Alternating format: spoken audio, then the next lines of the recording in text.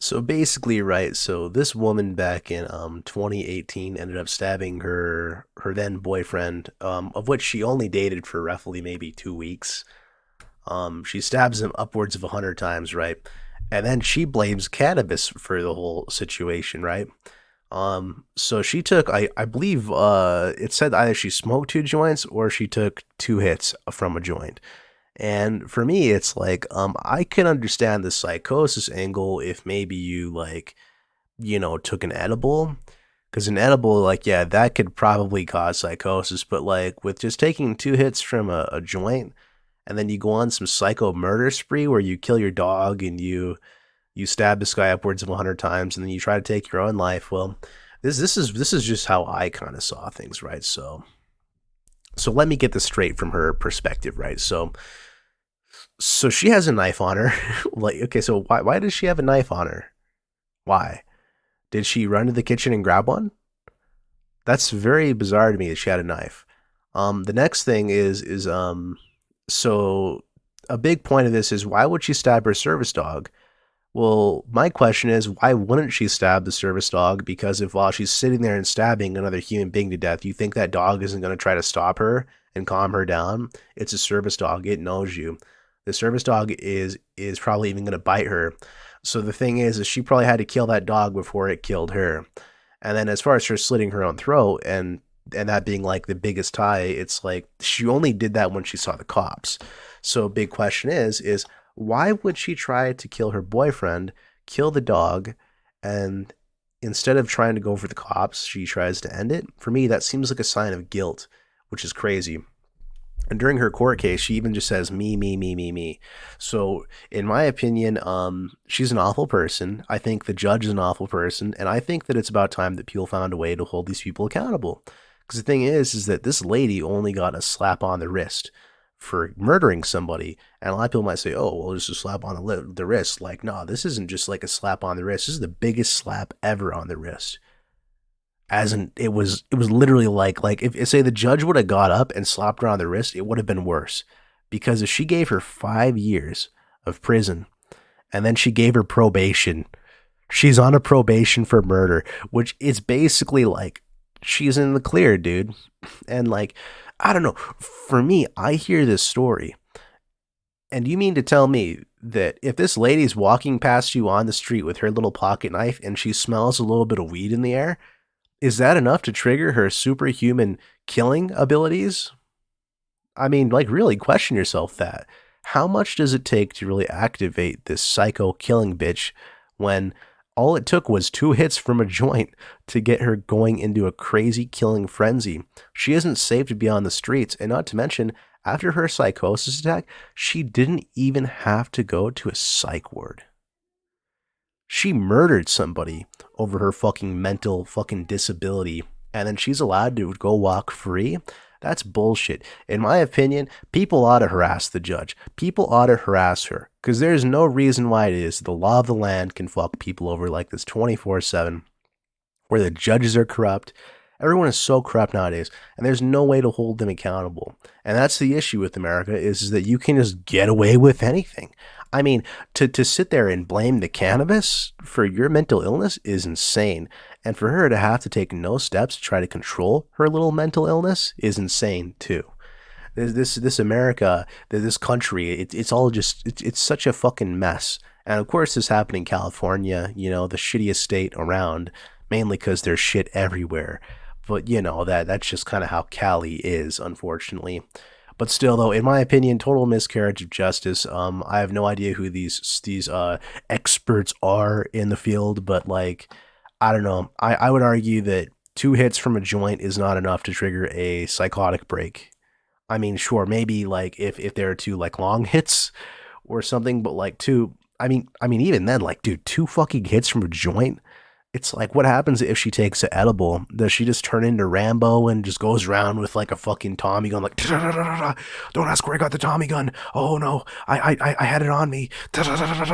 Oh, don't worry that I paid off the judge. Oh, don't worry, man. It's just bullshit, man. Like, fuck this bitch and fuck the legal system. Bryn's lawyers argued Chad had pressured and intimidated her into taking the last bong hit. And under California law, people are responsible for their actions when impaired by alcohol or drugs unless their intoxication was involuntary. The jury rejected that argument, only deliberating less than 4 hours before finding her guilty of involuntary manslaughter. Spacer faced up to 4 years in prison along with sentence enhancements. But according to KTLA, the judge ruled that given the facts in the case, he didn't believe it was warranted, ultimately letting Bryn off with probation and no hard time behind bars. They had just met each other about 3 weeks ago, so the relationship hadn't run its course or gotten very far into it at all. But no, there was no fighting or arguing or anything like that. They were both, professional people. My son was an accountant. She was an audiologist. So they both had bright futures. They really did.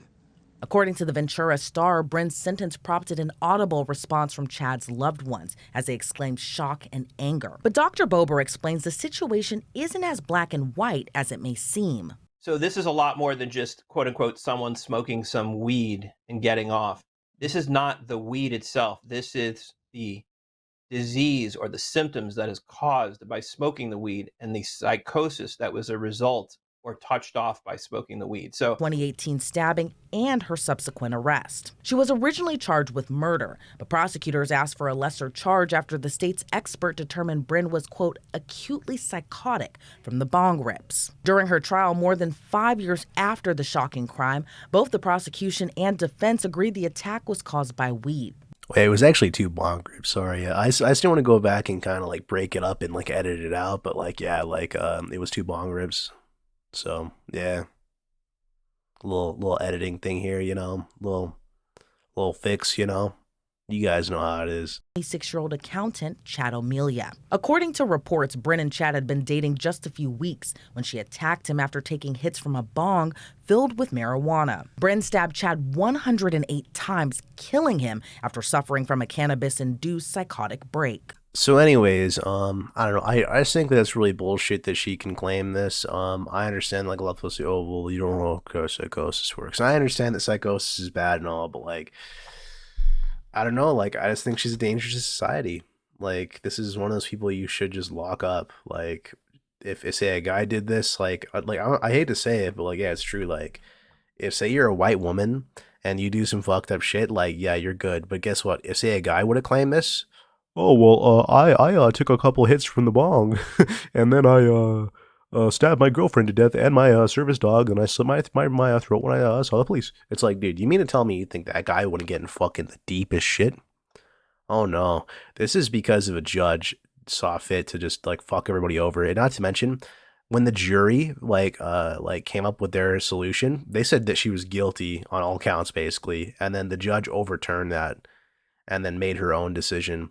So fuck this judge, by the way. I feel like everybody should just report that judge to whatever fucking division that she works for, the fuck it is, because she does not deserve that judge position at all. I have no idea why it is that she's elected.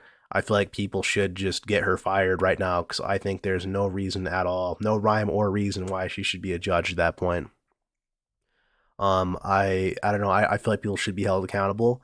And for her to give her, because I understand maybe if she wanted to dial back the punishment a little bit, but to take the punishment away entirely, in my opinion, is disgusting. And it really just goes to show that it is a miscarriage of justice. And not to mention, it's what's even the point of the jury when you just wipe your ass with the results of what they said of her peers? Her peers said no, you said yes. I think it's time this judge had her position revoked, because obviously I think that she's too mentally handicapped to actually do her job. And also, for them to say that the guy was pressuring her into taking the last bong rip, it's I don't know, man, if I buy that. It kind of feels like hearsay to me, because you're going with her word. And of course, when you're sober and you buy a really good defense team, yeah, of course they're gonna come up with a solution here for your fuck up. But yeah, ultimately though, I mean, really bad person. I feel like everybody in this case are really bad people. And yeah, I mean, I don't care what the state says. I don't care what the psychotic episode fucking people say. I don't care what anybody says about this case.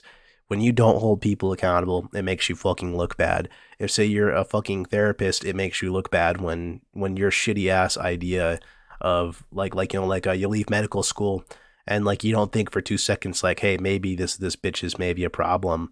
You know what I think happened? What I think happened was some old bald white guy came out. He talked to her for 15 minutes and then he said, hey, you know what? I think that you're actually good to go. Yeah, I think you're right, Missy. I think that maybe having a serial killer who the weed serial killer going around out there, you know, because that ultimately is what she is. She's just a weed serial killer where she smells a little bit of weed in the air. She'll go out there and she'll fucking murder your dog. She'll kill you, but she won't stab the cops though. No, of course no one's crazy enough for that, right? Like as soon as a cop shows up, she's all good, right? She drops the knife and she goes for her own life, right? Because that's how psychotic episodes work, right? I just don't think so.